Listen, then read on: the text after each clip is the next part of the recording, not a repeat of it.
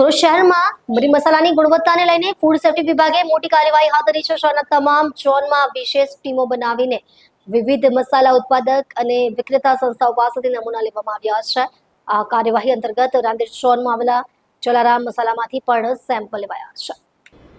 Food વિભાગના અધિકારીઓએ જણાવ્યું હતું કે ખાસ કરીને લાલ મરચું, હળદર અને ધાણા જીરું જેવા પ્રમુખ મસાલાના નમૂના લઈને પબ્લિક હેલ્થ લેબોરેટરીમાં તપાસ માટે મોકલી આપવામાં આવ્યા છે. તપાસ રિપોર્ટ આવ્યા બાદ જે તે સંસ્થાઓ સામે food safety and standard act હેઠળ કાર્યવાહી કરવામાં આવશે. નમૂનામાં કૃત્રિમ રંગ, એડિટિવ અથવા અને કોઈ પણ પ્રકારની મળાવટ છે કે કેમ તે તારવવામાં આવશે. આ મોટી કાર્યવાહી ઉપભોક્તાઓના સ્વાસ્થ્યને ધ્યાનમાં રાખીને કરવામાં આવી રહી છે. ફૂડ વિભાગે સ્પષ્ટ કર્યું કે ધારાધોરણોનું ઉલ્લંઘન કરનાર કોઈ પણ એકમ સામે કડક કાર્યવાહી થશે. સાહેબ, આપનો પરિચય, કઈ જગ્યાએ શું કાર્યવાહી? H S. Patel, food safety officer, Surat મહાનગરપાલિકા.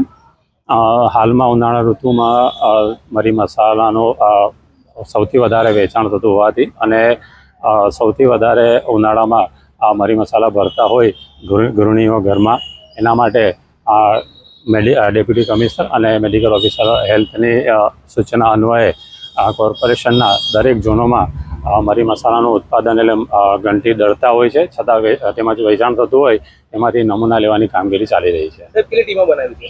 હાલમાં 4 ટીમો બનાવવામાં આવી છે અને એ એક રાંદેર ઝોનમાં, એક વરાછા ઝોનમાં અને એક અઠવા ઝોનમાં આ મુજબની કામગીરી ચાલી રહી છે. કઈ રીતે આ લોકો ભેળસેળ કરતા હોય છે? ભેળસેળમાં મરી મસાલામાં ભેળસેળનું પ્રમાણ તો હવે નથી જોવા મળતું, પણ એના જે સ્ટાન્ડર્ડ જે નક્કી કર્યા છે ફૂડ સેફ્ટી સ્ટાન્ડર્ડ એક મુજબના, તો તે મુજબનું છે કે નહીં એના માટે નમૂના લઈ આપણે લેબમાં મોકલવામાં આવે છે અને એનો રિઝલ્ટ આવ્યા બાદ ફૂડ સેફ્ટી સ્ટાન્ડર્ડ એક મુજબ આગળની કાર્યવાહી કરવામાં આવશે. રિપોર્ટ ક્યારે આવશે ને ત્યારબાદ કઈ પ્રકારની? હા, નિયમ પ્રમાણે તો રિપોર્ટ 14 દિવસમાં આવે છે, પણ અમે બને એટલું જલ્દી રિપોર્ટ લઈ એ લોકો સામે જો એવી કંઈ ત્રુટિ આવે તો